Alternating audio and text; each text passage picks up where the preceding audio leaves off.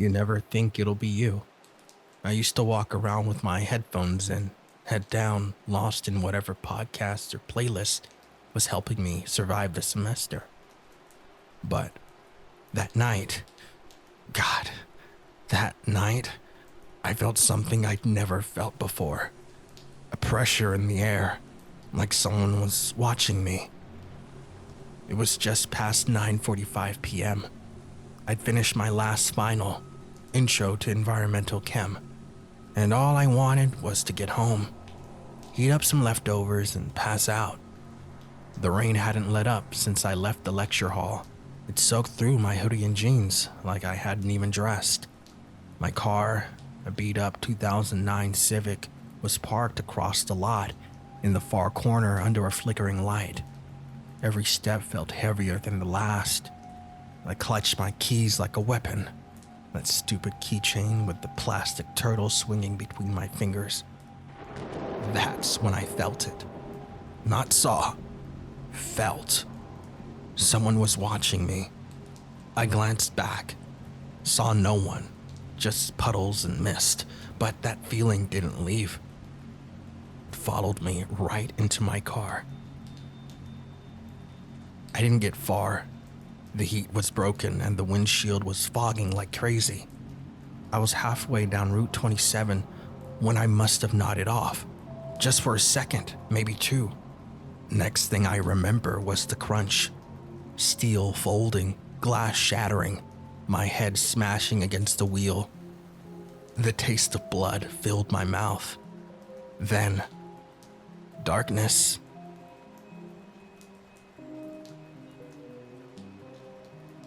When I opened my eyes, I wasn't in a hospital or my car. I was in a dim room with concrete walls and a smell that made my stomach turn. I was on a mattress, if you could call it that, sagging, stained, and cold.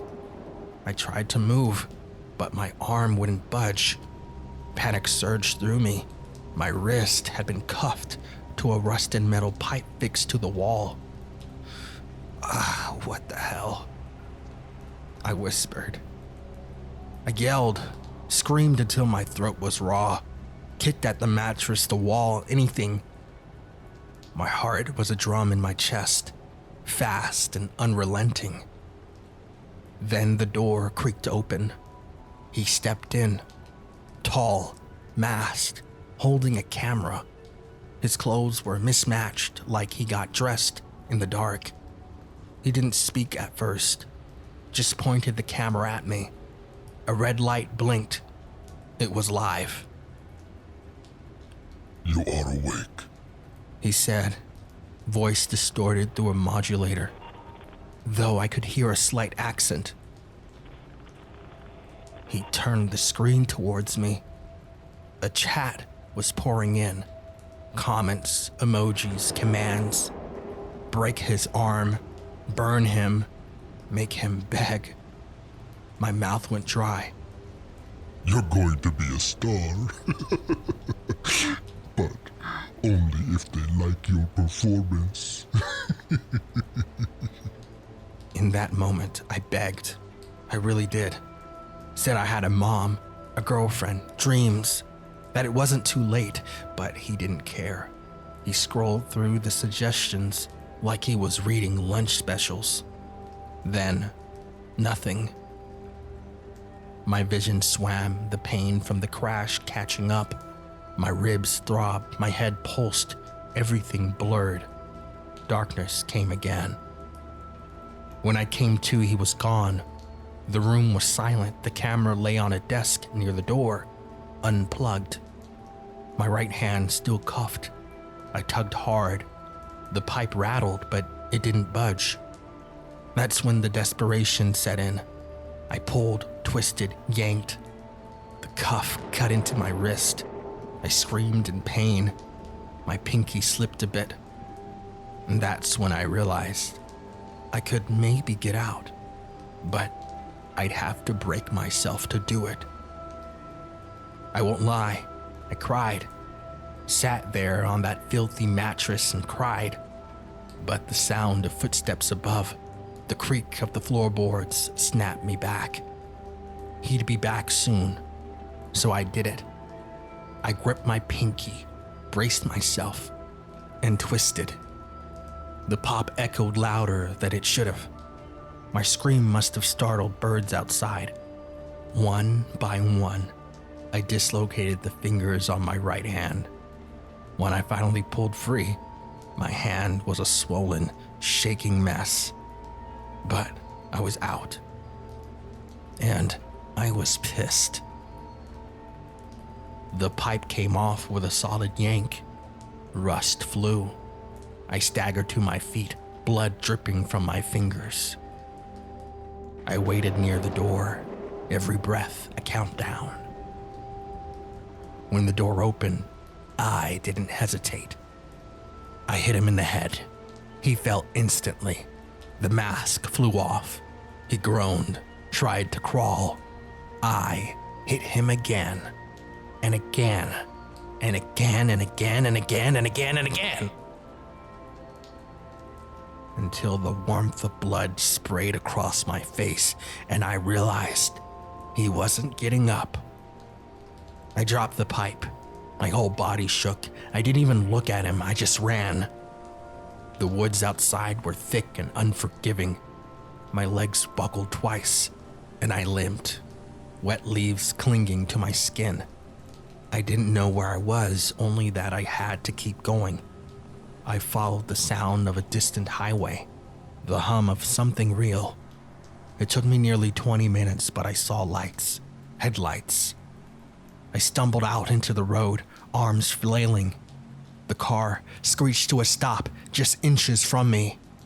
The man inside jumped out, yelling. I collapsed, crying, babbling nonsense. He helped me into the passenger seat, locking the doors. "You okay?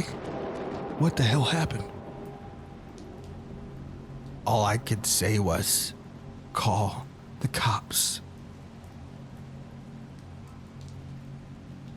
That brings us here. I'm sitting in this cold-ass interrogation room, wrapped in a blanket, bandaged and breathing, barely. Two detectives sit across from me. One looks like he hasn't slept in days. The other taps a pen on a notepad.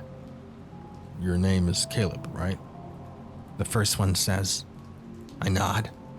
"You're lucky to be alive, Caleb." He slides the file across the table. I don't look at it. "His name's Alan Griggs. Went by a dozen aliases online. We've been trying to catch this sick bastard for years." I swallowed. "Years?" He nods. "He ran something like a dark web game show. People would pay to direct what happened. Most of his victims didn't make it out. You did good, though. Took out the monster." "Is he, dead?" "Yeah, very." In that moment, I don't know if I should feel remorse or guilt, or maybe both. Later, a therapist came in, told me I might struggle for a while. That's an understatement of the century. Some nights I wake up thinking I'm back on that mattress, that I hear the camera's red blink. But I survived. And if you're listening, watching, just know, it can happen to anyone. Walking to your car, driving home, falling asleep for a second. So stay alert. Stay alive. And if someone's watching you, don't ignore the feeling. Thank you for listening to Day 20 of the Horror Marathon here on the Draconian universe. This story was a reminder that the most terrifying monsters don't always hide under your bed. They often wear masks in plain sight. Be safe, be smart, and as always, stay draconian. Good night.